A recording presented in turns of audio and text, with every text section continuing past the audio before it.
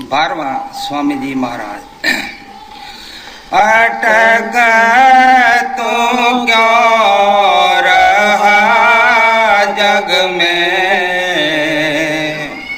पटक में क्या मिले पाई।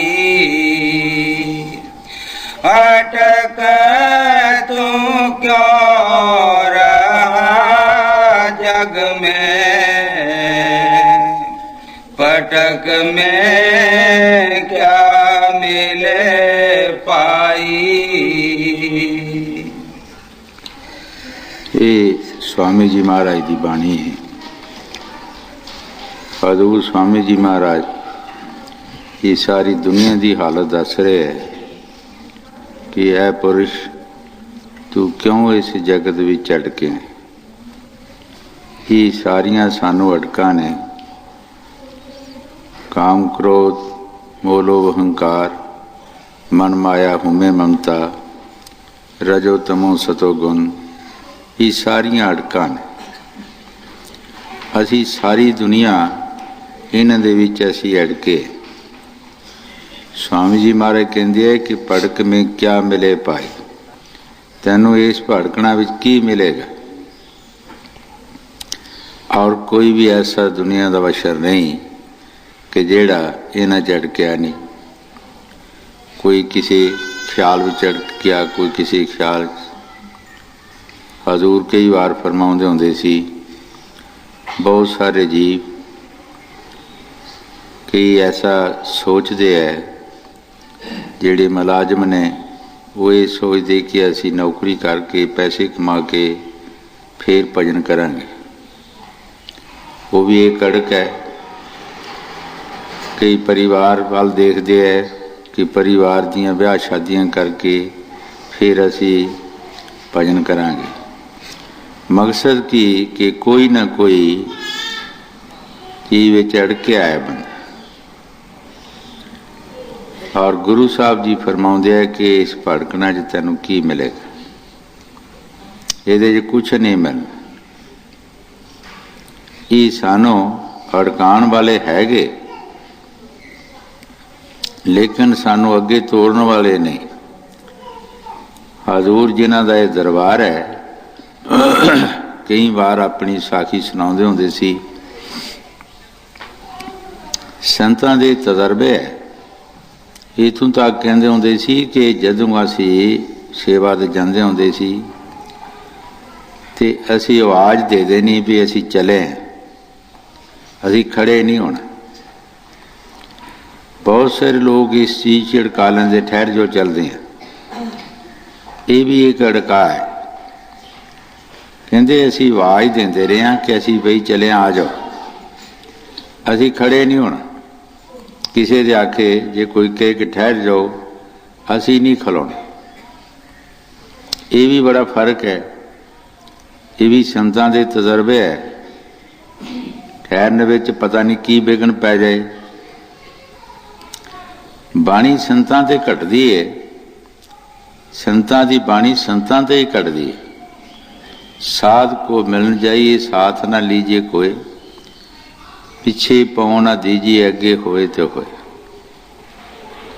वो पिछे पैर नहीं सी देंदे। वो जद भी घरों तुरदे सी इथों ते अगे अपने मालिक वाल ध्यान करते सी। उन्हां दी टिकट की अगे लगी हुंदी सी। ये अपनियां कई बार कथा कहानियां सुनाउंदे हुंदे सी कि असी कदी भी किसी दे आखे खड़े नहीं होए, असी आवाज़ दे देनी कि आओ असी चले। इस वास्ते स्वामी जी महाराज जो कुछ बाणी जी फरमा रहे, ठीक फरमा रहे है कि सानू सारियां अड़कां ने। दुनिया विच सानू स्वार्थ विच अड़का रहे, मान वड्याई दे के अड़का रहे, कोई ना कोई काम विच सानू परमार्थ विच उठा रहे। परमार्थ विच कमी हो रही है और दूसरे पासे सानू लगा रहे। लेकिन जेड़े महापुरख जिन्होंने शब्द की कमाई की है, वो अड़के नहीं, वो किसी दे आखे नहीं लगे। ਲੋਕ ਅਣਜਾਣੇ ਮੱਤਾਂ ਦਿੰਦੇ, ਆਸ਼ਕਾਂ ਮੱਤ ਨਹੀਂ ਆਵੇ। ਲੋਕ ਠੀਕ ਮੱਤਾਂ ਦਿੰਦੇ ਐ, ਲੇਕਿਨ ਆਸ਼ਕਾਂ ਨੂੰ ਮੱਤ ਕਿੱਥੋਂ ਆਵੇ? ਜਾਂ ਉਹ ਮੱਤ ਆਪਣੇ ਮਾਲਕ ਦੀ ਲੈਣ ਜਾਂ ਦੁਨੀਆ ਦੀ ਲੈਣ, ਇੱਕੋ ਹੀ ਮੱਤ ਆਉਂਦੀ। ਗੁਰੂ ਸਾਹਿਬ ਨੇ, ਜਿਨ੍ਹਾਂ ਦਾ ਇਹ ਦਰਬਾਰ ਹੈ, ਉਹਨਾਂ ਨੇ ਆਪਣੇ ਮੁਰਸ਼ਿਦ ਦੀ ਮੱਤ ਲਈ, ਜੋ ਉਹਨਾਂ ਦੱਸਿਆ ਸੋ ਕੀਤਾ। ਉਹਨਾਂ ਪਰਵਾਹ ਨਹੀਂ ਰੱਖੀ ਕਿਸੇ ਗੱਲ ਦੀ। ਹਾਂਜੀ।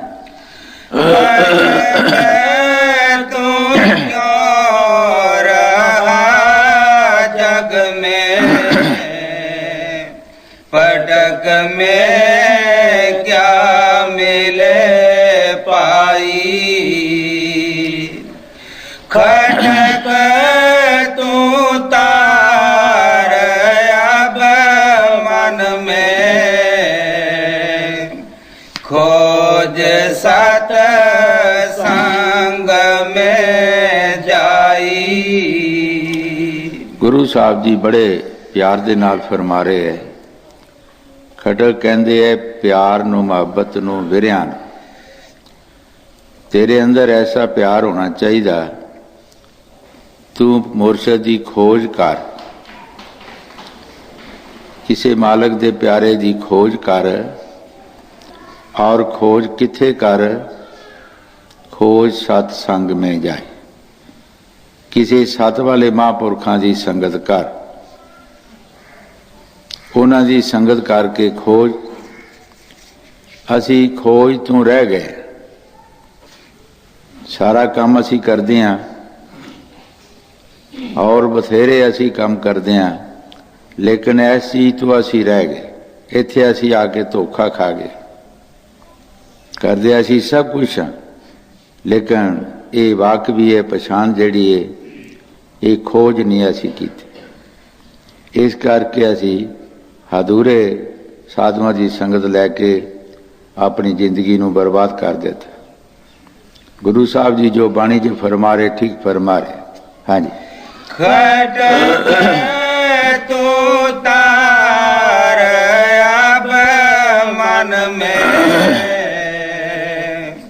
खोज सत संग में जाई। बिरह की आग जब पड़ के दूर कर जगत की खाई। ਗੁਰੂ ਸਾਹਿਬ ਜੀ ਬੜੇ ਪਿਆਰ ਦੇ ਨਾਲ ਫਰਮਾ ਰਹੇ, ਭਾਈ ਜਦ ਤੇਰੇ ਅੰਦਰ ਉਹ ਮਾਲਕ ਦਾ ਪਿਆਰ ਆਉਂਦਾ ਹੈ, ਤੂੰ ਜਗਤ ਦੀ ਦੋਸਤੀ ਦੂਰ ਕਰ। ਹਜ਼ਰਤ ਬਹੂ ਸਾਹਿਬ ਨੇ ਬਾਣੀ 'ਚ ਫਰਮਾਇਆ ਹੈ, ਸਹੀ ਤਲਾਕ ਦੁਨੀਆ ਨੂੰ ਦਈਏ, ਜੇ ਬਹੂ ਸੱਦ ਪਛੀਵੇ। ਹਜ਼ਰਤ ਬਹੂ ਸਾਹਿਬ ਜੀ ਫਰਮਾਉਂਦੇ ਹੈ, ਜੇ ਮੈਨੂੰ ਕੋਈ ਪੁੱਛੇ ਤਾਂ ਤਲਾਕ ਦੇ ਦੇਣੀ ਚਾਹੀਦੀ, ਤਲਕ ਮੁਕਾ ਦੇਣਾ ਚਾਹੀਦਾ। स्वामी जी महाराज भी जो बाणी जी फरमा रहे, ठीक फरमा रहे, क्योंकि संतां दी बाणी एको ही है। ठीक है, मुल्क दी भाषा, मुल्क के हिसाब नाल भाषा वक्री वक्री होएगी। कोई हिंदू है, मुसलमान है, लेकिन उन्हां दा ठिकाना एको ही, उन्हां दा निशाना जिहड़ा वो एक ही। गुरु साहब जी जो फरमा रहे, ठीक फरमा रहे। जब तेरे अंदर वो रबी प्यार आउंदा है तो इस जगत की दोस्ती नूं मुका दे, और वो प्यार जिहड़ा है अपने मालिक के चरणों च लै जा। हजूर कई बार फरमाते हुंदे सी, क्योंकि उन्हां दे तजर्बे है। जिमीदार की मिसाल देंदे हुंदे सी। जिमीदार जदों अपनी जमीन विच पानी लगाउंदा है, सब तो पहला वो आड़ां नूं ठीक करदा है, ਉਹਦੇ तमाम काबूट विचों कढ़दा है, जो ਉਹਦੇ शेक होए हुंदे है वो भी बंद करदा है, और फिर वो पानी लगाउंदा है। वो पानी डायरेक्ट ਉਹਦੀ जमीन भी चला जाता है। ਅਗਰ ਉਸ ਆੜ ਨੂੰ ਜੇ ਸਾਫ਼ ਨਾ ਕਰੇ ਤੇ ਉਹਦੇ ਸੁਰਾਖ ਬੰਦ ਨਾ ਕਰੇ, ਉਹਦੀ ਜ਼ਮੀਨ 'ਚ ਪਾਣੀ ਨਹੀਂ ਜਾਂਦਾ। ਜਿਨ੍ਹਾਂ ਦੀਆਂ ਜ਼ਮੀਨਾਂ 'ਚ ਪਏਗਾ ਫਾਇਦਾ ਉਹਨਾਂ ਨੂੰ ਵੀ ਨਹੀਂ, ਔਰ ਲਾਉਣ ਵਾਲੇ ਨੂੰ ਵੀ ਫਾਇਦਾ ਨਹੀਂ। ਇਸੇ ਤਰ੍ਹਾਂ ਸੰਤ ਜਿਹੜੇ ਹੈ ਉਹ ਇਸੇ ਵਾਸਤੇ ਜੋ ਬਾਣੀ 'ਚ ਫਰਮਾਰੇ ਠੀਕ ਫਰਮਾਰੇ, ਜਦ ਤੇਰੇ ਅੰਦਰ ਉਹ ਵਿਰਿਆ ਆਉਂਦੀ ਹੈ, ਪਿਆਰ ਆਉਂਦਾ ਹੈ, ਸਾਰੀਆਂ ਸ਼ਾਖਾਂ ਬੰਦ ਕਰ ਦੇ, ਸਾਰੇ ਖਾਨਿਆਂ ਨੂੰ ਬੰਦ ਕਰ ਦੇ, ਇੱਕ ਪੂਰਾ ਧਿਆਨ ਆਪਣੇ ਮੁਰਸ਼ਿਦ ਦੇ ਚਰਨਾਂ ਵਿੱਚ ਲੈ ਜਾ, ਤਾਂ ਕਿ ਉਹ ਡਾਇਰੈਕਟ ਹੀ ਧਿਆਨ ਤੇਰਾ ਉਹਨਾਂ ਦੇ ਚਰਨਾਂ 'ਚ ਲੱਗ ਜਾਏ ਔਰ ਸਭ ਖਾਸ਼ਾਂ ਤੇਰੀਆਂ ਜਿਹੜੀਆਂ ਉਹ ਖਤਮ ਹੋ ਜਾਣ। ਹਾਂਜੀ। ਬਿਰਹਿ ਕੀ ਆਗ ਜਬ ਪੜ ਕੇ ਦੂਰ ਕਰ ਜਗਤ ਕੀ ਖਾਈ, ਲਗਾ ਲੋ ਲਗਨ ਸਤ ਗੁਰ ਸੇ ਮਿਲੇ ਫਿਰ ਸ਼ਬਦ ਲੋ ਲਾਈ। ਗੁਰੂ ਸਾਹਿਬ ਜੀ ਬੜੇ ਪਿਆਰ ਦੇ ਨਾਲ ਫਰਮਾ ਰਹੇ, ਲਗਾ ਲੋ ਲਗਨ ਸਤਿਗੁਰ ਸੇ। ਲਗਨ ਪਿਆਰ ਨੂੰ ਕਿਹਾ ਗਿਆ। ਸਾਡੀ ਲਗਨ ਇੱਕ ਜਗ੍ਹਾ ਨਹੀਂ ਲੱਗੀ, ਹਜ਼ਾਰਾਂ ਜਗ੍ਹਾ ਤੇ ਸਾਡੀ ਲਗਨ ਲੱਗੀ। ਅਸੀਂ ਖਿੰਡ ਮਿੰਟ ਗਏ ਆ।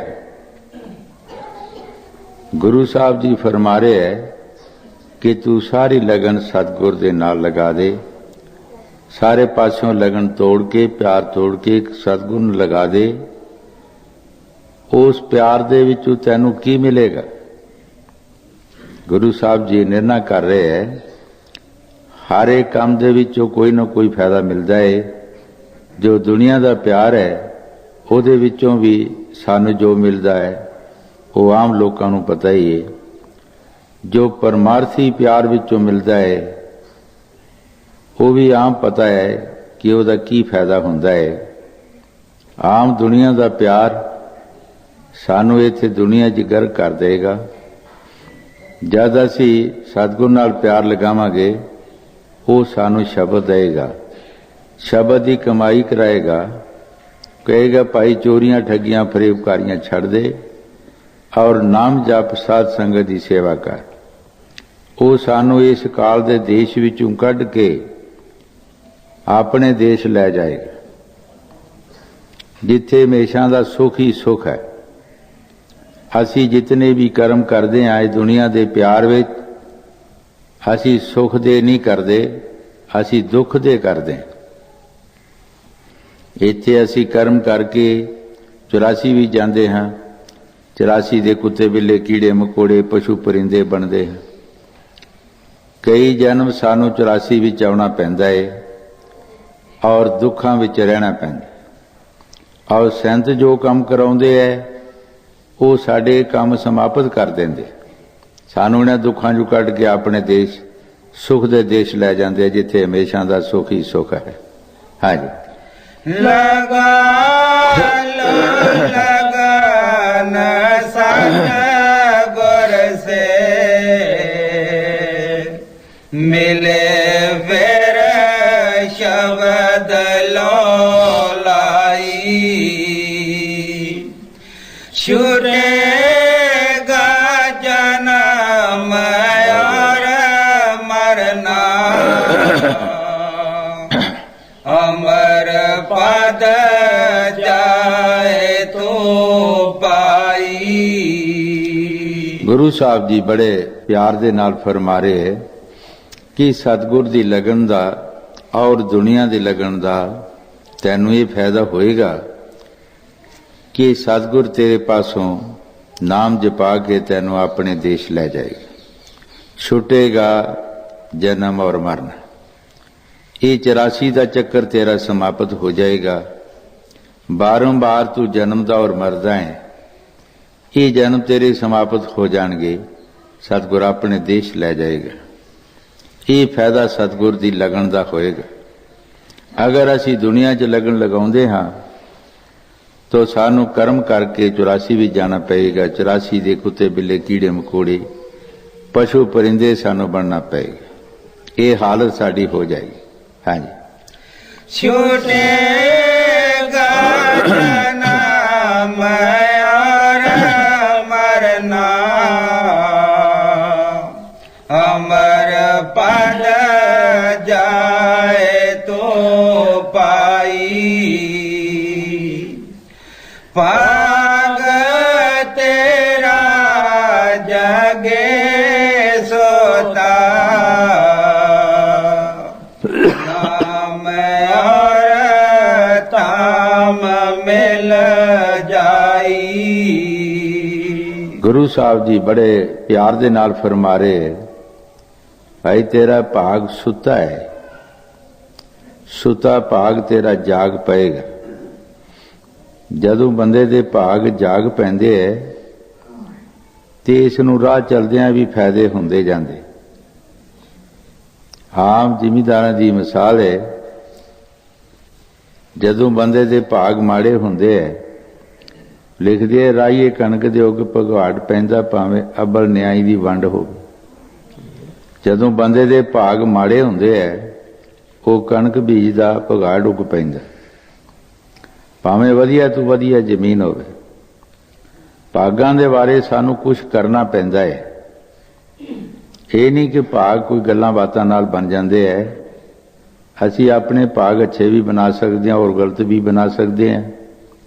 ਜਦ ਅਸੀਂ ਗਲਤ ਕੰਮ ਕਰਾਂਗੇ ਸਾਡੇ ਭਾਗ ਗਲਤ ਹੋ ਜਾਣਗੇ, ਜਦ ਅਸੀਂ ਨੇਕ ਪਾਕ ਕਰਮ ਕਰਾਂਗੇ ਸਾਡੇ ਭਾਗ ਚੰਗੇ ਹੋ ਜਾਣਗੇ। ਕਈ ਵਾਰ ਇਹ ਸਾਖੀ ਸੁਣਾਈ ਹੈ, ਕੋਈ ਜ਼ਿਮੀਂਦਾਰ ਆਪਣੀ ਖੇਤ ਨੂੰ ਵਾਹੁੰਦਾ ਸੀ, ਪਰ 6 ਮਹੀਨੇ ਉਸ ਦੇ ਘਰ ਦਾ ਖਰਚਾ ਨਹੀਂ ਸੀ ਪੂਰਾ ਹੁੰਦਾ। ਕਦੀ ਪਸ਼ੂ ਮਰ ਜਾਣੇ, ਕਦੀ ਫਸਲ ਸੁੱਕ ਜਾਣਾ, ਇਸੇ ਤਰ੍ਹਾਂ ਬਹੁਤ ਸਾਰੀ ਗਰੀਬੀ ਰਹਿੰਦੀ ਸੀ। ਕੋਈ ਫਕੀਰ ਕੋਲੋਂ ਦੀ ਲੰਘ ਰਿਹਾ ਸੀ, ਉਸ ਨੇ ਦੇਖਿਆ ਤੇ ਕਿਹਾ ਤੇਰੇ ਤੇ ਭਾਈ ਭਾਗ ਸੁੱਤਿਆ, ਤੂੰ ਜ਼ਮੀਨ ਕਾਹਦੇ ਵਾਸਤੇ ਵਾਹੁੰਦਾ? ਉਸ ਨੇ ਸੁਣ ਲਿਆ, ਉਸ ਫਕੀਰ ਦੇ ਅੱਗੇ ਆ ਕੇ ਬੇਨਤੀ ਕੀਤੀ, ਮਹਾਰਾਜ ਮੇਰੇ ਭਾਗ ਕਿੱਥੇ ਸੁੱਤੇ ਹੈ, ਮੈਨੂੰ ਦੱਸੋ। ਉਸਨੇ ਕਿਹਾ 7 ਸਮੁੰਦਰਾਂ ਦੇ ਪਾਰ ਤੇਰੇ ਭਾਗ ਸੁੱਤੇ। ਸੋਚਿਆ ਜੇ ਮੈਂ ਮਿਹਨਤ ਕਰਦਾ ਤਦ ਵੀ ਬਾਲ ਬੱਚਾ ਭੁੱਖਾ ਹੀ ਰਹਿੰਦਾ ਹੈ, ਰੱਜ ਕੇ ਰੋਟੀ ਨਹੀਂ ਮਿਲਦੀ, ਚਲੋ ਭਾਗਾਂ ਨੂੰ ਜਗਾਈਏ। ਤੁਰ ਪਿਆ। ਜਦੋਂ ਬੰਦਾ ਤੁਰ ਪਏ ਉਹ ਜ਼ਰੂਰ ਕਦੀ ਨਾ ਕਦੀ ਪਹੁੰਚ ਜਾਂਦਾ ਹੈ। ਜਿਹੜਾ ਤੁਰ ਪੈਂਦਾ ਉਹ ਪਹੁੰਚ ਜਾਂਦਾ ਹੈ, ਜਿਹੜਾ ਤੁਰਦਾ ਨਹੀਂ ਉਹ ਪਹੁੰਚਦਾ ਨਹੀਂ। ਇਸੇ ਵਾਸਤੇ ਫਕੀਰ ਕਹਿੰਦੇ ਨੇ ਕਿ ਪਿੱਛੇ ਨਹੀਂ ਪੈਰ ਦੇਣਾ, ਅੱਗੇ ਹੋਵੇ ਤੇ ਹੋਵੇ, ਪਿੱਛੇ ਨਾ ਕਰੋ। ਜਦੋਂ ਪਿੱਛੇ ਪੈਰ ਕਰ ਦਿੱਤਾ ਫਿਰ ਵਿੱਚ ਪਾੜਾ ਪੈ ਜਾਏਗਾ, ਫਰਕ ਪੈ ਜਾਏਗਾ। ਤੁਰੀ ਜਾਓ, ਕਦੀ ਨਾ ਕਦੀ ਤੁਸੀਂ ਆਪਣੀ ਮੰਜ਼ਿਲੇ ਮਕਸੂਦ ਤੇ ਪਹੁੰਚ ਜਾਓਗੇ। ਘਰੋਂ ਤੁਰ ਪਿਆ, ਰਸਤੇ ਵਿੱਚ ਇੱਕ ਬੇਰ ਆਈ, ਉਹਦੇ ਥੱਲੇ ਬੈਠ ਗਿਆ। ਉਹਦੇ ਜੋ ਆਵਾਜ਼ ਆਈ ਕਿ ਭਾਈ ਸ਼ਖਸਾ ਤੂੰ ਕਿੱਥੇ ਚਲਿਆ ਹੈ? ਕਹਿੰਦਾ ਮੈਂ ਆਪਣੇ ਭਾਗਾਂ ਨੂੰ ਜਗਾਉਣ ਵਾਸਤੇ ਚੱਲਿਆ। ਆਵਾਜ਼ ਆਈ ਕਿ ਮੈਂ ਅੱਧੀ ਸੁੱਕੀ ਹਾਂ ਤੇ ਅੱਧੀ ਹਰੀ ਹਾਂ, ਮੇਰੇ ਵੱਲੋਂ ਵੀ ਪੁੱਛ ਆਵੀਂ ਕਿ ਮੈਂ ਕੀ ਕੋਈ ਪਾਪ ਕੀਤੇ, ਕੈਸੇ ਕਰਮ ਕੀਤੇ ਹੈ, ਮੈਂ ਅੱਧੀ ਸੁੱਕੀ ਅੱਧੀ ਹਰੀ। ਉੱਥੋਂ ਜਦ ਅੱਗੇ ਗਿਆ, ਇੱਕ ਬਹੁਤ ਖੂਬਸੂਰਤ ਘੋੜੀ ਪਾਖਰ ਉੱਤੇ ਪਈ। ਪੁੱਛਿਆ ਭਾਈ ਸ਼ਖਸਾ ਤੂੰ ਕਿੱਥੇ ਚੱਲਿਆ? ਕਹਿੰਦਾ ਮੈਂ ਆਪਣੇ ਭਾਗਾਂ ਨੂੰ ਜਗਾਉਣ ਵਾਸਤੇ ਚੱਲਿਆ। ਮੇਰੇ ਵੱਲੋਂ ਪੁੱਛੀ ਕਿ ਮੇਰਾ ਕੋਈ ਮਾਲਕ ਨਹੀਂ। ਜਿਸ ਦਾ ਕੋਈ ਮਾਲਕ ਨਹੀਂ ਹੁੰਦਾ ਉਹ ਭਾਵੇਂ ਚੰਗੀ ਚੀਜ਼ ਹੋਵੇ ਉਹ ਕਿਸੇ ਕੰਮ ਦੀ ਨਹੀਂ ਹੁੰਦੀ, ਉਹਦਾ ਕੋਈ ਕਦਰ ਨਹੀਂ ਹੁੰਦਾ। ਅੱਗੇ ਸਮੁੰਦਰ ਦਾ ਟਾਪੂ ਇੱਕ ਟੱਪਿਆ, ਇੱਕ ਮੱਛ ਨਿਕਲਿਆ। ਉਸ ਨੇ ਪੁੱਛਿਆ ਭਾਈ ਤੂੰ ਕਿੱਥੇ ਚੱਲਿਆ ਹੈ? ਕਹਿੰਦਾ ਮੈਂ ਆਪਣੇ ਭਾਗਾਂ ਨੂੰ ਜਗਾਉਣ ਵਾਸਤੇ ਚੱਲਿਆ। ਕਹਿੰਦੇ ਮੇਰੇ ਵੱਲੋਂ ਵੀ ਪੁੱਛੀ, ਮੇਰੇ ਅੱਧੇ ਸਿਰ 'ਚ ਦਰਦ ਹੁੰਦੀ ਰਹਿੰਦੀ ਹੈ, कि मैं की कर्म किया है। चला गया, मकसद की कि उस मंजिल ते पहुंच गया। अगों आवाज आई कि जा भाई वापस चले जा, असी हुण जाग पाए। कहंदा कुछ स्नेह ले लो थोड़े बहुते, दसो। कहंदे एक मास्टर ने सुनेहा दिता सी कि मेरे अद्धे सिर दर्द होंदी है ते मैं की कर्म किया है। उसने कहा जा उन्होंने कहो जाके जिहड़ा तेरे मूँह विच लाल है उन्होंने कढ़ दे, तेरी दर्द आपे चुक जाएगी। वो लाल तू ले लें, असी हुण जाग पाए हैं। एक घोड़ी ने भी सुनेहा दिता सी, कहंदे जा फड़ ले जाके तू मालक बन जा उसदा, असी जाग पाए हैं। जदों भाग जाग पैण तो फिर राह चलदे काम होंदे जांदे। एक वेर दे विचों आवाज आई सी कि मैं अद्धी सुक्की अद्धी हरी हाँ।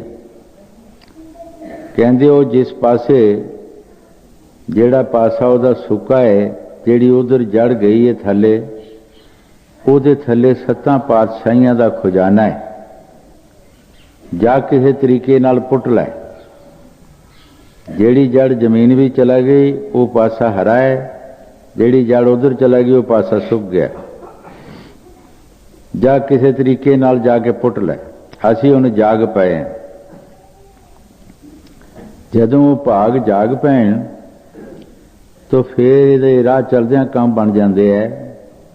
कई बार देखते है कि कोई पशु 500 का लिया घर आउंदियां नूं 1000 रुपया कीमत बन जाती है। कई 1000 का लिया घर आउंदियां नूं 500 का बन जाता है। ये कर्मां दी गल। जदों कर्म साडे माड़े आ वो हर थां तों घटाउंदे जांदे है, घाटा भी पै जांदा है, कर्म चंगे होण वाधा भी पै जांदा है। गुरु साहब जी जो बाणी च फरमा रहे ठीक फरमा रहे है कि जद तैनू नाम मिल जाएगा, सतगुर मिल जाएगा, नाम मिल जाएगा, जब तू नाम जपेगा तेरे भाग जागना शुरू हो जाएंगे। जिस तरह यसू मसीह ने बाणी च फरमाया, जेड़े मैनू याद करदे आ मैं उहनूं याद करदा, जेड़ा मेरे नेड़े आउंदा मैं उहदे नेड़े जांदा हां। जद असी नाम जपांगे असी उस मालिक दे नज़दीक जावांगे तो कुछ वो मालिक साडे नज़दीक आएगा। साडा भाग जेड़ा है वो अच्छा बन जाएगा। साडा 84 का चक्कर कटिया जाएगा। असी अपने देश चले जावांगे जिथे हमेशा सुख ही सुख है। असी उस देश चले जावांगे। इत्थे सुख नहीं, इत्थे ते काल दा देश है। हजूर फरमाउंदे हुंदे सी इत्थे वाधा घाटा है, वंड च फर्क है। वंड दे विच फर्क है, इत्थे इस करके दुख है। जे वंड ठीक होवे फिर कोई दुख नहीं। हर एक चीज दुनिया दे विच है, कोई चीज का घाटा नहीं। एक पातशाह जी साखी हजूर फरमाउंदे हुंदे सी, कोई पातशाह तीर्थां नूं जा रिहा सी, उस दे नाल काफी गाफला सी ते एक साधु भी रस्ते च मिल पिया ते उस साधु ने कहा, पातशाह अगे अर्ज की कि मैनू भी अपने गाफले विच रला लो ते मैं भी तुहाडे नाल जाके तीर्थां दी यात्रा करावांगा। उन्होंने कहा ठीक है तुसी भी तुर चलो, असी कोई सानू की तकलीफ है इस गल दी। पर साधु ने कहा मैं बेले नहीं रहना, मैनू कोई काम दसो, कोई सेवा दसो। पातशाह ने कहा कि मैनू पानी की बड़ी शिकायत आउंदी है, हर समय ही पानी घट जाता है, तुसी पानी की ड्यूटी ले लो। और साधु ने पानी की ड्यूटी ले ली। कोई मड़की पानी की लैके आना और इको जिहा पानी सारिਆਂ ਨੂੰ देना। पानी बधना शुरू हो गया, बजाय घटण दे बधना शुरू हो गया। बादशाह तक कोई शिकायत नहीं गई। जदों शिकायत नहीं गई तो बादशाह ने उस साधु को बुलाया, बुला के पूछया कि महात्मा जी तुहाडे पास कोई करामात है? ਕਿ ਜਾਂ ਕੋਈ ਕੀ ਵਜ੍ਹਾ ਹੈ, ਮੈਨੂੰ ਪਾਣੀ ਦੀ ਸ਼ਿਕਾਇਤ ਆਉਂਦੀ ਸੀ, ਜਦ ਦੇ ਤੁਸੀਂ ਆਏ ਹੋ ਤੇ ਪਾਣੀ ਦੀ ਕੋਈ ਸ਼ਿਕਾਇਤ ਨਹੀਂ ਆਈ। ਕਹਿੰਦਾ ਜੀ ਉਹੀ ਮਟਕੀ ਹੈ ਪਾਣੀ ਦੀ, ਮੇਰੇ ਪਾਸ ਕੋਈ ਕਰਾਮਾਤ ਨਹੀਂ। ਮੈਂ ਪਾਣੀ ਇੱਕੋ ਜਿਹਾ ਗਰੀਬ ਤੇ ਅਮੀਰ ਨੂੰ ਇੱਕੋ ਜਿਹਾ ਦਿੰਦਾ ਹਾਂ, ਬੜੇ ਛੋਟੇ ਨੂੰ, ਤੇ ਪਾਣੀ ਵਧਣਾ ਸ਼ੁਰੂ ਹੋ ਗਿਆ। ਪਹਿਲਾਂ ਕਈ ਜਿਹੜੇ ਸੀ ਉਹ ਪਾਣੀ ਵੱਧ ਲੈ ਲੈਂਦੇ ਸੀ, ਉਹ ਗਾਂਹ ਪਿਛਾਂ ਸੁੱਟ ਦਿੰਦੇ ਸੀ ਤੇ ਕਈਆਂ ਨੂੰ ਮਿਲਦਾ ਨਹੀਂ ਸੀ।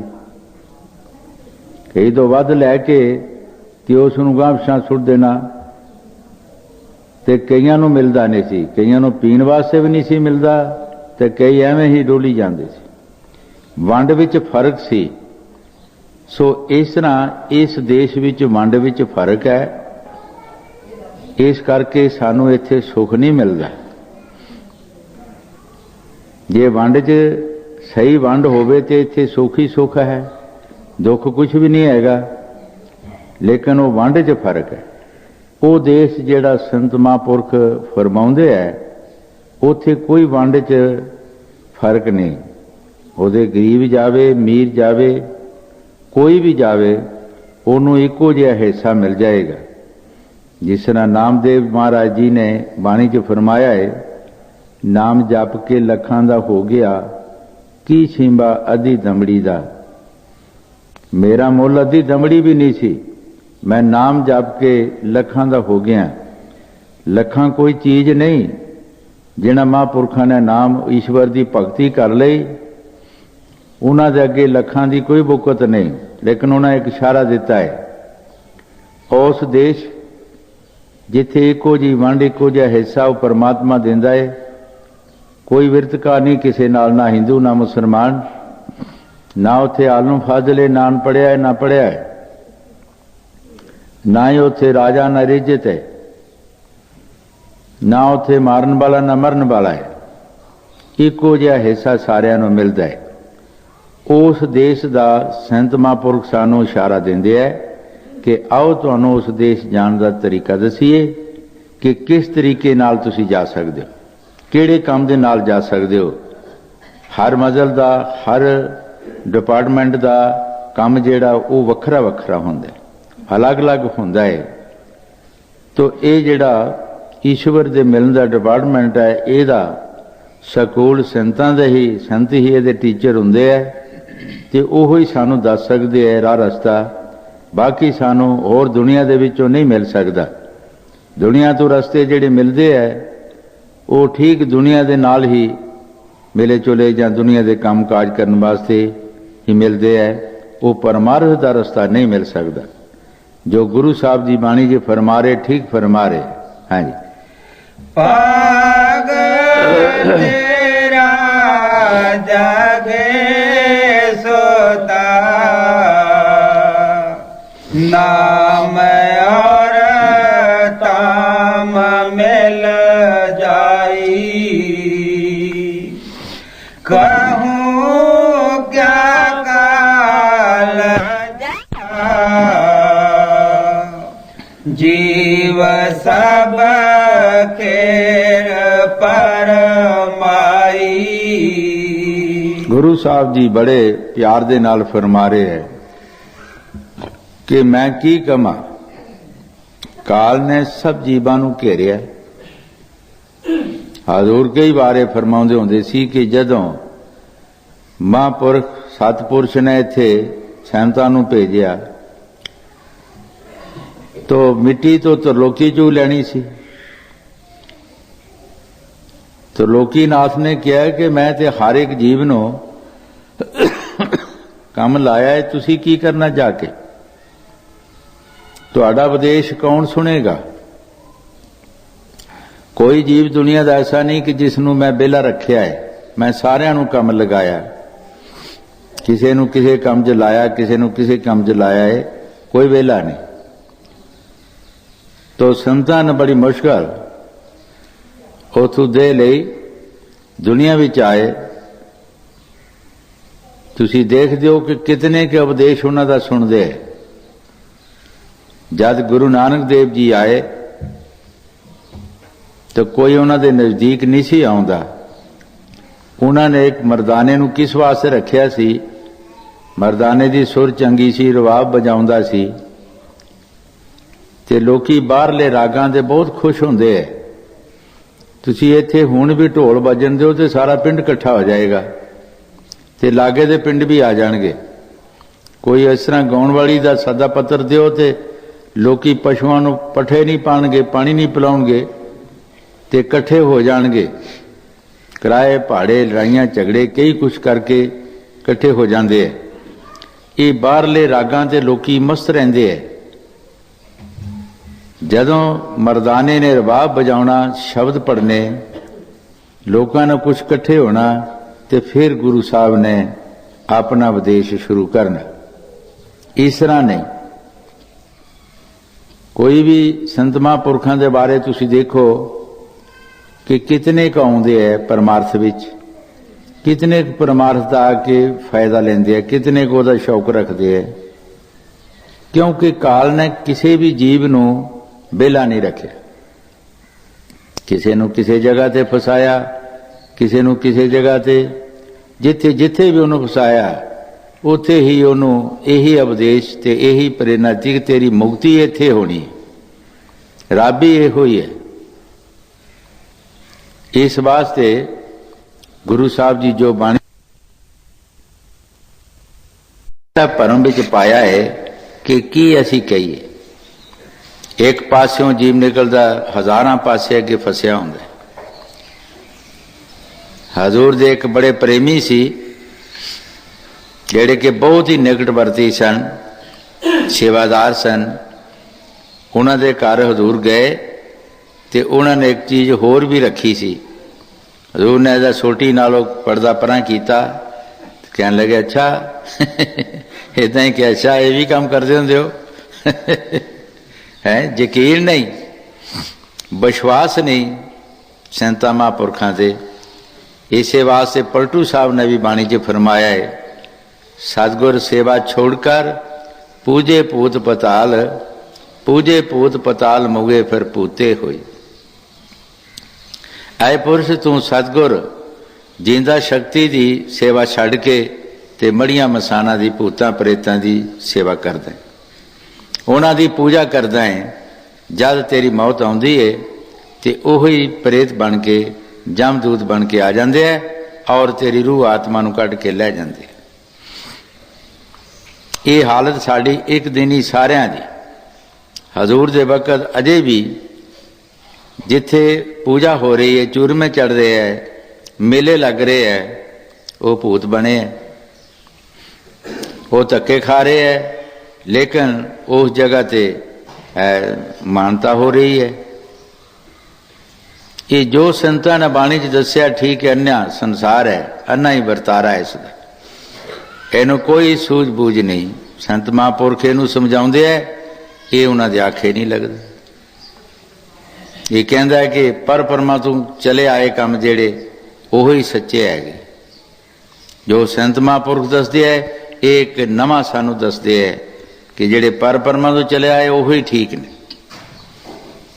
हजूर दे पास एक प्रेमी गया महाराज बाबा सोहन सिंह दे पास, ते कहने लगा कि मैनू पुराना नाम दिओ, मैं नवा नाम नहीं लेना। जे तुसी नाम देना है तो मैनू पुराना दिओ। हजूर कहन लगे मूर्खा, शरीर तेरा नवा, कपड़े नवे पाउंदा है, रोटी नवी खांदा है, मकान तेरे नवे, की पता तू किथे किथे फिर के आया, किहड़े मकाना च फिर के आया। हर एक चीज तू नवी वरतदा है ते नाम पुराना। नाम भी नवा ही है, देह दे मुताबिक, समय दे मुताबिक। बेमौसमे बीज बीजने उन्हां दा कोई फायदा नहीं। मौसम के मुताबिक बीज बीजा जाए तो उसका फायदा होंदा है। जद असी हुण कणक बीजी है तो जे झोना लांदे तो की वड्ढना सी असी। हुण तां कणक का मौसम है, जदों झोने का मौसम है उस वक्त असी कणक नहीं बीज सकते। तो जे इरादा करिए असी कणक बीजण दा तो असी की खावांगे। संत सानू मौसम का काम दसदे है कि जिहड़ा मौसम का बीज बीजना है ਉਹਦੇ ਵਿੱਚੋਂ फायदा होंदा है। ਅਸੀਂ ਬੇਮੌਸਮੇ ਬੀਜ ਬੀਜਦੇ ਹਾਂ, ਉਹਨਾਂ ਦਾ ਕੋਈ ਫਾਇਦਾ ਹੀ ਨਹੀਂ। ਹਾਂਜੀ। ਕਹੋ ਕਾਲ ਜਗ ਮਾਰਾ, ਜੀਵ ਸਭ ਕੇਰ ਪਰਮਾਈ, ਨਹੀਂ ਕੋਈ ਮੌਤ ਸੇ ਡਰਤਾ, खौफ जम का नहीं लाई। ਗੁਰੂ ਸਾਹਿਬ ਜੀ ਬੜੇ ਪਿਆਰ ਦੇ ਨਾਲ ਫਰਮਾ ਰਹੇ ਹੈ ਕਿ ਕਿਸੇ ਨੂੰ ਕੋਈ ਡਰ ਨਹੀਂ, ਕੋਈ ਮੌਤ ਸੇ ਡਰਦਾ ਨਹੀਂ, ਕੋਈ ਜਮਦੂਤਾਂ ਦਾ ਡਰ ਨਹੀਂ। ਮਨ ਪਾਉਂਦੇ ਖਾਂਦੇ, ਮਨ ਪਾਉਂਦੇ ਕੰਮ ਕਰਦੇ, ਜੋ ਮਨ ਕਹਿੰਦਾ ਸੋ ਕਰਦੇ। ਕੋਈ ਖਤਰਾ ਹੀ ਨਹੀਂ ਕਿ ਸਾਡੇ ਉੱਤੇ ਵੀ ਕੋਈ ਬੈਠਾ ਹੈਗਾ, ਸਾਡਾ ਕੋਈ ਹਿਸਾਬ ਕਿਤਾਬ ਲੈਣ ਵਾਲਾ ਵੀ ਹੈ। ਇਹ ਬਿਲਕੁਲ ਅਸੀਂ ਡਰ ਹੀ ਮੁਕਾ ਦਿੱਤਾ। ਇਸੇ ਵਾਸਤੇ ਸਾਨੂੰ ਸਜ਼ਾ ਪੈਣੀ ਹੈ। ਕੱਲ ਵੀ ਸ਼ਬਦ ਪੜਿਆ ਹੀ ਬਾਣੀ 'ਚ ਫਰਮਾਇਆ ਹੈ, ਪੁਰਸ਼ ਤੂੰ ਉਸ ਕਰਤੇ ਨੂੰ ਭੁਲਾ ਬੈਠਾ ਹੈ, ਤਦ ਤੈਨੂੰ ਸਜ਼ਾ ਮਿਲਣੀ ਹੈ। ਤੈਨੂੰ ਇਸ ਤਰ੍ਹਾਂ ਪੀੜਨਾ ਜਿਸ ਤਰ੍ਹਾਂ ਤਿਲਾਂ ਦੀ ਕਹਾਣੀ ਪੀੜੀ ਜਾਂਦੀ ਹੈ, ਇਸ ਤਰ੍ਹਾਂ ਤੈਨੂੰ ਵੀ ਦੁੱਖ ਹੋਣੇ, ਪਰ ਤੂੰ ਉਸ ਕਰਤੇ ਨੂੰ ਕਰਨ ਜਿਹੜਾ ਮਾਲਕ ਹੈ ਉਸ ਨੂੰ ਭੁਲਾ ਬੈਠਾ। ਹਾਂਜੀ। नहीं कोई मौत से डरता, खौफ जम का नहीं लाई, पड़े सब मोह की फांसी, लोभ ने मार तर खाई। ਗੁਰੂ ਸਾਹਿਬ ਜੀ ਬੜੇ ਪਿਆਰ ਦੇ ਨਾਲ ਫਰਮਾ ਰਹੇ ਹੈ, ਸਭ ਦੁਨੀਆ ਮੋਹ ਦੀ ਫਾਂਸੀ 'ਚ ਫਸੀ। ਮੋਹ ਨੇ ਇਸ ਨੂੰ ਖਾ ਲਿਆ। ਅਸੀਂ ਮੋਹ ਕਰਕੇ ਦੁਨੀਆ ਵਿੱਚ ਖੋਟੇ ਕਰਮ ਕਰਦੇ ਹਾਂ, ਉਹੀ ਕਰਮ ਸਾਡੇ ਦੁੱਖ ਬਣ ਜਾਂਦੇ ਹੈ। ਇੱਕ ਨਹੀਂ, ਮੋਹ ਪਸ਼ੂਆਂ ਨੂੰ ਵੀ ਪੈ ਜਾਂਦਾ ਹੈ, ਮੋਹ ਕੀੜਿਆਂ ਮਕੌੜਿਆਂ ਨੂੰ ਵੀ ਪੈ ਜਾਂਦਾ ਹੈ। ਹਰ ਜੀਵ ਜਿਹੜਾ ਉਸ ਨੂੰ ਮੋਹ ਨੇ ਖਾ ਲਿਆ। ਕਈ ਵਾਰ ਦੇਖਿਆ ਕਿ ਕਿਸੇ ਪਸ਼ੂ ਦਾ ਬੱਚਾ ਮਰ ਜਾਂਦਾ ਹੈ, ਉਹ ਘਾਹ ਨਹੀਂ ਖਾਂਦਾ, ਮਾਲਕ ਨੂੰ ਦੁੱਧ ਨਹੀਂ ਦਿੰਦਾ, ਤੇ ਕਈ ਵਾਰ ਤੁਸੀਂ ਦੇਖਿਆ ਹੋਵੇਗਾ ਉਹਦੀ ਅੱਖਾਂ 'ਚੋਂ ਪਾਣੀ ਵਗਦਾ, ਉਹ ਵੀ ਉਸ ਮੋਹ ਨੂੰ ਰੋਂਦਾ ਹੈ। ਹਾਜ਼ੂਰ ਫਰਮਾਉਂਦੇ ਹੁੰਦੇ ਸੀ ਕਿ ਚਿੜੀ ਦੇ ਆਲੜੇ 'ਚੋਂ ਬੋਰ ਡਿੱਗ ਪੈਂਦਾ ਹੈ, ਉਹ ਚੋਗ ਨਹੀਂ ਚੁਗਦੀ, ਉਹਨੂੰ ਵੀ ਉਸ ਦਾ ਮੋਹ ਹੈ। ਇਸੇ ਤਰ੍ਹਾਂ ਸਾਨੂੰ ਇਨਸਾਨਾਂ ਨੂੰ ਵੀ ਇੱਕ ਮੋਹ ਨਹੀਂ, ਸਾਨੂੰ ਹਰ ਚੀਜ਼ ਦਾ ਮੋਹ ਹੈ। ਸਾਨੂੰ ਹਰ ਚੀਜ਼ ਦਾ ਮੋਹ ਹੈ। ਹਰ ਚੀਜ਼ ਵਿੱਚ ਸਾਡਾ ਮਨ ਜਿਹੜਾ ਵੱਜਾ ਹੈ, ਜੇ ਅਸੀਂ ਉਸ ਸਤਿਗੁਰ ਤੇ ਛੱਡ ਦਈਏ, ਉਸ ਮਾਲਕ ਤੇ ਆਪਣੀਆਂ ਡੋਰੀਆਂ ਛੱਡ ਦਈਏ, ਅਸੀਂ ਬਿਲਕੁਲ ਨਿਰੋਲ ਹੋ ਜਾਈਏ। ਸਾਨੂੰ ਸੰਤਾਂ ਮਹਾਂਪੁਰਖਾਂ ਨੇ ਬਾਣੀ ਵਿੱਚ ਫਰਮਾਇਆ, ਤੁਮਰੀ ਚਿੰਤਾ ਹਾਂ ਮਨ ਧਾਰੀ, ਆਏ ਪੁਰਸ਼ ਤੇਰੀ ਚਿੰਤਾ ਮੈਂ ਚੁੱਕ ਲਈ ਹੈ, ਤੂੰ ਨਿਚਿੰਤ ਹੋ ਕੇ ਭਜਨ ਕਰ। ਲੇਕਿਨ ਅਸੀਂ ਉਹਨਾਂ ਨੂੰ ਚਿੰਤਾ ਦਿੰਦੇ ਨਹੀਂ, ਅਸੀਂ ਉਹਨਾਂ ਨੂੰ ਆਪਣਾ ਬੋਝ ਨਹੀਂ ਚੁਕਾਉਂਦੇ, ਅਸੀਂ ਆਪੇ ਹੀ ਚੁੱਕਣਾ ਚਾਹੁੰਦੇ ਹਾਂ। ਸੰਤ ਕਹਿੰਦੇ ਆ ਤੂੰ ਸਾਨੂੰ ਦੇ ਦੇ ਆਪਣਾ ਬੋਝ ਜਿਹੜਾ ਹੈ, ਸਾਡੇ ਤੇ ਸੁੱਟ ਦੇ, ਅਸੀਂ ਤੇਰਾ ਕੰਮ ਕਰਾਂਗੇ। ਲੇਕਿਨ ਅਸੀਂ ਇੰਨਾ ਕੰਮ ਕਰ ਨਹੀਂ ਸਕਦੇ, ਇਸ ਕਰਕੇ ਅਸੀਂ ਦੁਖੀ। ਹਾਂਜੀ। पड़े सब मोह की फांसी, लोभ ने मार तर खाई। मोह करके ਅਸੀਂ ਲੋਭ ਕਰਦੇ ਹਾਂ। ਲੋਭ ਇੱਕ ਬਹੁਤ ਬੜੀ ਬਿਮਾਰੀ ਹੈ। ਲੋਭ ਕਰਕੇ ਅਸੀਂ ਚੋਰੀਆਂ ਵੀ ਕਰਦੇ ਹਾਂ, ਜੇਬਾਂ ਵੀ ਕੱਢਦੇ ਹਾਂ, ਇੱਕ ਦੂਸਰੇ ਦਾ ਹੱਕ ਵੀ ਛੀਨਦੇ ਹਾਂ, ਇਹ ਲੋਭ ਕਰਕੇ। ਹਾਂਜੀ। ਚੇਤ ਕਹੋ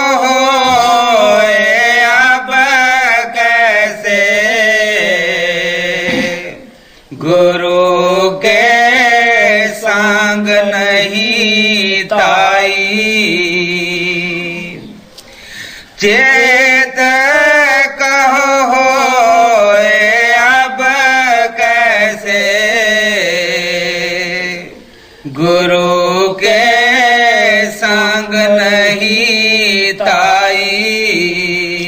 गुरु साहब जी बड़े प्यार दे नाल फरमा रहे है कि तू चेता कर जो तू काम करना है सो भुल गया है, तू सतगुर दी शरण विच आ जा, उन्हां पासों सलाह मशवरा लैके जो भी तैनूं दसदे सो काम कर। तू उन्हां नूं भुला नहीं, लेकिन असीं भुल गए, असीं भुल के ही दुखां विच जांदे।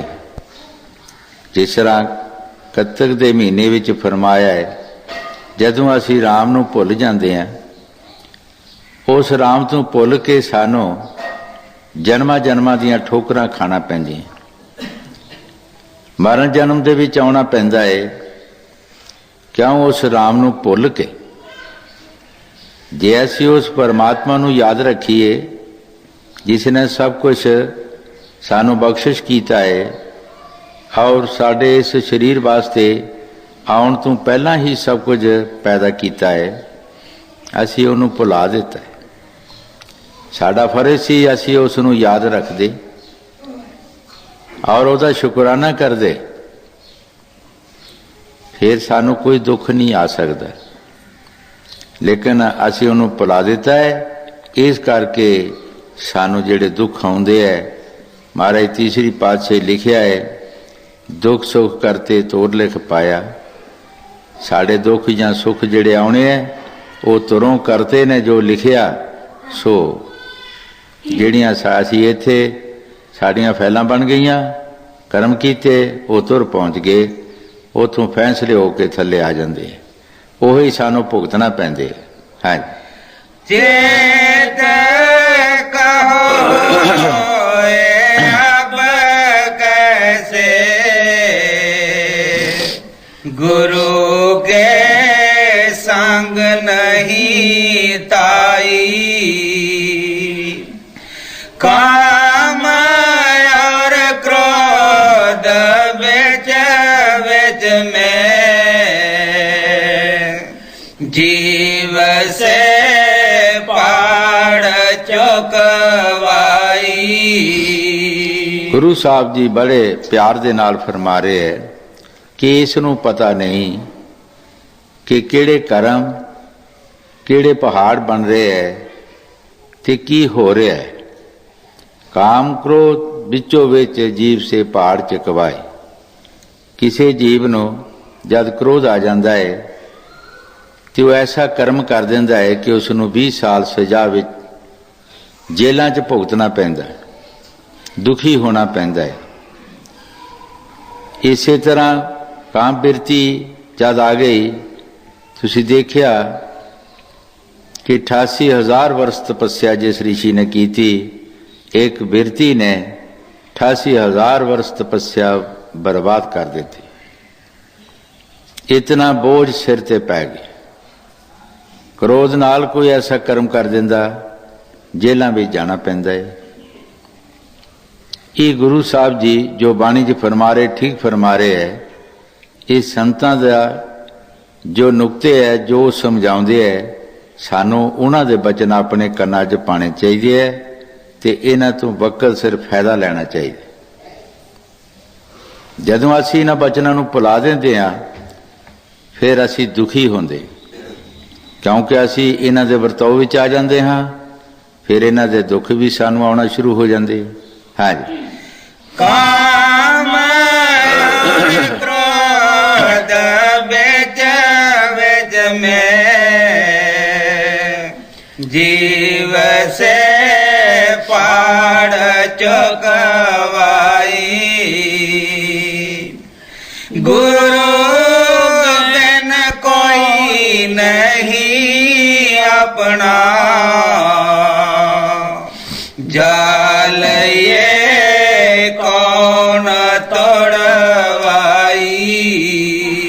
गुरु साहब जी बड़े प्यार दे नाल फरमा रहे है, भाई ਮੁਰਸ਼ਦ ਦੇ ਬਿਨਾ ਕੋਈ ਵੀ ਆਪਣਾ ਨਹੀਂ। ਇਸ ਜਾਲ ਨੂੰ ਕੌਣ ਤੋੜੇਗਾ? ਇਹ ਮੁਰਸ਼ਦ ਨੂੰ ਪਤਾ ਹੈ ਜਿਸ ਤਰ੍ਹਾਂ ਜਾਲ ਬਣਿਆ, ਜਿਹੜਾ ਆਪਣੇ ਆਪੇ ਜਾਲ ਵਿੱਚੋਂ ਨਿਕਲਿਆ ਉਹੀ ਹੀ ਦੂਸਰੇ ਨੂੰ ਕੱਢ ਸਕਦਾ ਹੈ। ਜਿਹੜਾ ਆਪੇ ਜਾਲ ਵਿੱਚੋਂ ਨਹੀਂ ਨਿਕਲਿਆ ਉਹ ਦੂਸਰੇ ਨੂੰ ਕਿੱਦਾਂ ਕੱਢ ਸਕਦਾ? ਇਹ ਉਹਨਾਂ ਨੂੰ ਪਤਾ ਹੈ ਕਿ ਕਿਸ ਤਰ੍ਹਾਂ ਇਸ ਜਾਲ ਵਿੱਚੋਂ ਨਿਕਲਣਾ ਹੈ, ਕਿਹੜੀ ਜੁਗਤੀ ਦੇ ਨਾਲ ਨਿਕਲ ਸਕਦੇ ਹਾਂ। ਉਹ ਸੰਤ ਮਹਾਂਪੁਰਖ ਹੀ ਸਾਨੂੰ ਸਮਝਾਉਣਗੇ, ਅਸੀਂ ਉਸ ਤਰੀਕੇ ਨਾਲ ਚੱਲਾਂਗੇ, ਫਿਰ ਇਸ ਜਾਲ ਚੋਂ ਨਿਕਲ ਸਕਦੇ। ਆਮ ਤੁਸੀਂ ਕਿਸੇ ਵੀ ਬੰਦੇ ਨੂੰ ਪੁੱਛੋ ਕਿ ਭਾਈ ਤੂੰ ਮਿਲਿਆ ਨਹੀਂ, ਬਹੁਤ ਦੇਰ ਹੋਇਆ, ਤੋ ਸਧਾਰਨ ਹੀ ਕਹਿ ਦਿੰਦਾ ਹੈ ਕਿ ਮੈਂ ਬੜੇ ਜਾਲ ਵਿੱਚ ਫਸਿਆ। ਬਹੁਤ ਸਾਰੇ ਲੋਕੀ ਇਸ ਤਰ੍ਹਾਂ ਕਹਿ ਦਿੰਦੇ ਆ ਕਿ ਮੈਂ ਬੜੇ ਜਾਲ 'ਚ ਫਸਿਆ। ਉਹ ਠੀਕ ਜਾਲ ਵਿੱਚ ਫਸਿਆ ਹੁੰਦਾ ਹੈ, ਉਹ ਠੀਕ ਜੋ ਕਹਿੰਦਾ ਠੀਕ ਕਹਿੰਦਾ ਹੈਗਾ, ਲੇਕਿਨ ਉਹਨੂੰ ਨਿਕਲਣ ਦਾ ਪਤਾ ਨਹੀਂ। ਉਹ ਇਹ ਪਤਾ ਹੈ ਉਸਨੂੰ ਕਿ ਮੈਂ ਫਸਿਆ ਹੈਗਾ, ਨਿਕਲ ਨਹੀਂ ਸਕਦਾ, ਨਾ ਨਿਕਲਣ ਦੀ ਕੋਈ ਜੁਗਤੀ ਹੈਗੀ। ਹਾਂਜੀ, ਗੁਰੂ ਬਿਨ ਕੋਈ ਨਹੀਂ ਆਪਣਾ, ਜਾਲ ਇਹ ਕੌਣ ਤੋੜਵਾਈ, ਕੁਟੰਬ ਪਰਿਵਾਰ ਮਤਲਬ ਕਾ, ਬਿਨਾ ਤਨ ਪਾਸ ਨਹੀਂ ਆਈ।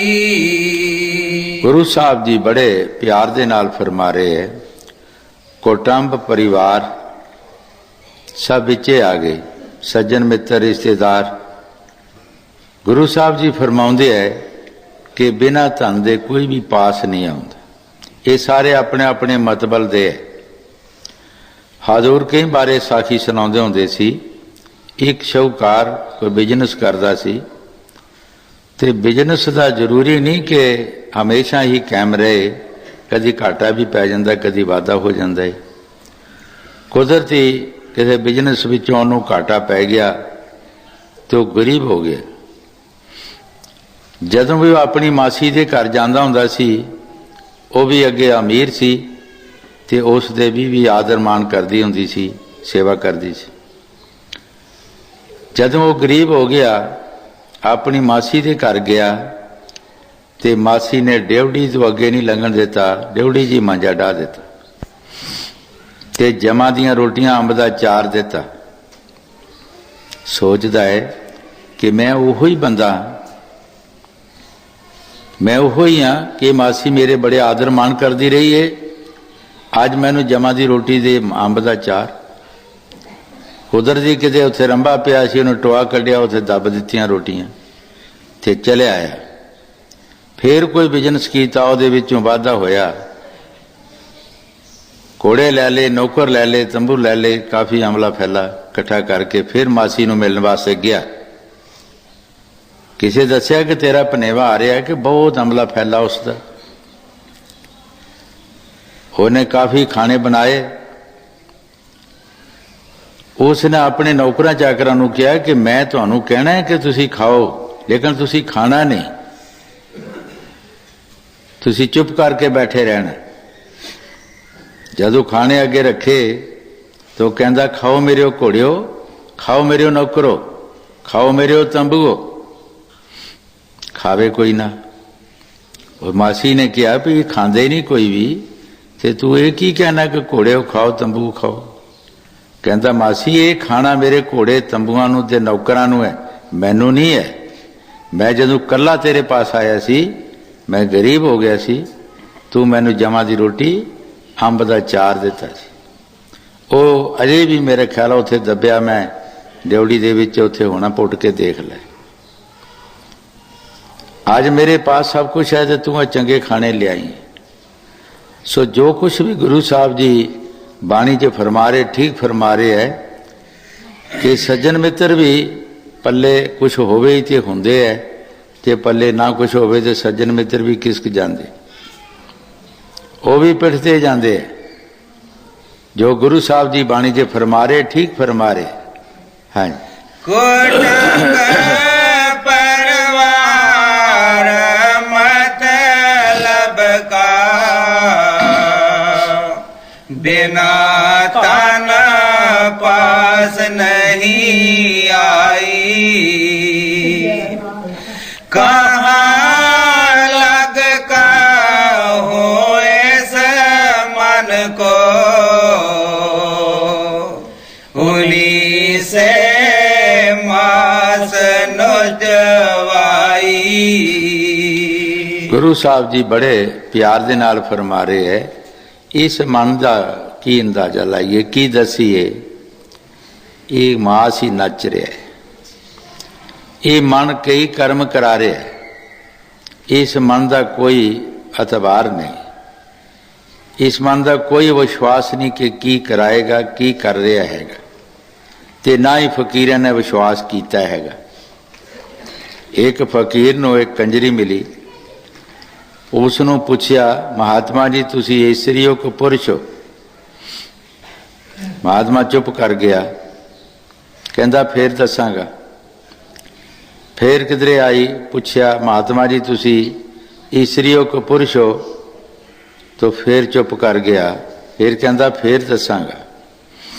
कुदरती उस दिन समा आया सी तो कंजरी भी मौके ते आ गई। पूछया महात्मा जी तुसी इस्त्री हो कि पुरुष हो? कहंदा मैं पुरुष हाँ। कहंदे तू पहला क्यों नहीं दसिया? कहंदा मैनूं मन का कोई पता नहीं कि पुरुष रहन दिंदा या नहीं रहन दिंदा, ਇਹਦਾ कोई एतबार नहीं है। बड़े बड़िया ने ਇਹਦਾ एतबार नहीं किया। हाँ जी। कहाँ लगता हो इस मन को, उन्हीं से मास नोजवाई। गुरु और साध कहे बेद, कहनयो न की न पत आई।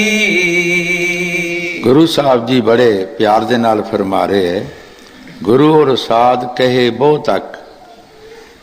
संत महात्मा दुनिया ते आउंदे है, वो बथेरा सानू समझाउंदे है, लेकिन असी समझते नहीं, असी उन्हां दा कहना नहीं मनदे। वो सानू समझाउंदे है कि आओ तुहानू सीधा रस्ता दसीए, चोरियां ठगियां फरेबकारियां छड़ दिओ, आओ तुहानू नेक पाक रस्ता दसीए, लेकिन असी उन्हां दा कहना मनदे नहीं। हमेशा संत महापुरख आउंदे रहे, दुनिया ते आके उन्हां सच दा प्रचार कीता। सानू यही उन्हां प्रचार कीता है कि भाई कोई भी तुहाडा दुश्मन नहीं, ये सब रूहां उस मालिक दी अंश है, इन्हां दा पिता एको ही है। बेशक इत्थे आके समाज बन गए है, कई समाज बन गए, कोई हिंदू बन गया, कोई मुसलमान बन गया, अलग अलग समाज बन गए है, लेकिन असी पीछा देखना है कि पिछों भेजन वाला कौन है, साड़ा पिछे कौन है। वो एक एक दो ने, वो एको ही है। ਉਹੀ संत महापुरख आके सानू समझाउंदे है कि साडा मालिक साडा माता पिता एक है। तुसी अपना सलूक रखो, प्यार रखो, ते प्यार दे नाल तुसी नाम जपो उस मालिक दा, ते अपने घर चलो। लेकिन असी उन्हां दा कहना नहीं मनदे। हाँ जी। गुरु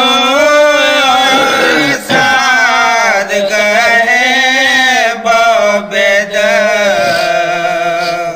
कहनयो न की न पत आई।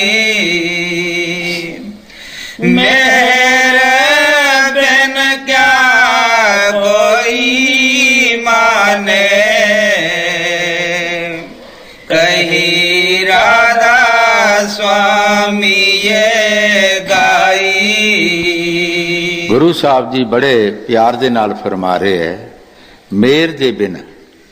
देखो संत फिर भी गुंजाइश रखते है, सारा फतवा नहीं सानू लगाउंदे। गुरु साहब जी फरमाउंदे है कि ओदी मेहर दे बिना ये जीव की करे, ओदी मेहर दे बिना जीव मन नहीं सकता। ओदी मेहर की जरूरत है, लेकिन असी ये सोचना है कि ओदी मेहर साडे ते किस तरह होएगी। ਕੰਮ ਦੇ ਮਨਸਰ ਸਭ ਕੁਝ ਹੈ। ਕੋਈ ਵੀ ਇਨਸਾਨ ਕੋਈ ਕੰਮ ਕਰਦਾ ਹੈ ਤਾਂ ਮਾਲਕ ਦੀ ਉਹਦੇ ਤੇ ਮਿਹਰ ਹੋਣਾ ਸ਼ੁਰੂ ਹੋ ਜਾਂਦੀ ਹੈ। ਕੋਈ ਦਰਖਤ ਲਗਾਉਂਦਾ ਹੈ, ਉਹਦੀ ਸੇਵਾ ਕਰਦਾ ਹੈ ਤੇ ਉਹਦੇ ਤੇ ਮਾਲਕ ਦੀ ਮਿਹਰ ਹੁੰਦੀ, ਉਹ ਦਰਖਤ ਨੂੰ ਫਲ ਲੱਗਦਾ ਹੈ। ਅਸੀਂ ਫਸਲ ਬੀਜਦੇ ਹਾਂ, ਮਿਹਨਤ ਕਰਦੇ ਹਾਂ तो मालिक की मेहर होंदी है, वो फसल नूं दाने लगते, हज़ारां उहदा फायदा लेंदे। अगर असी चुप करके बैठ रहीए, कुछ भी ना करिए, तो मेहर कादी होएगी? कौन करेगा मेहर? जद असी संतां महापुरखां दे कहने मुताबक चलन की कोशिश करांगे तो उस ईश्वर की साडे ते मेहर होना शुरू हो जाएगी, उस मालिक की मेहर होना शुरू हो जाएगी। लेकिन सानू काम करना पएगा, उस मेहर के रस्ते पैना पएगा कि वो मेहर किस तरह होंदी है, किस तरीके नाल होंदी है, किहड़े काम नाल होंदी है, असी वो काम करिए। हाँ जी। मेहर बिन क्या कोई माने, कही राधा स्वामी ये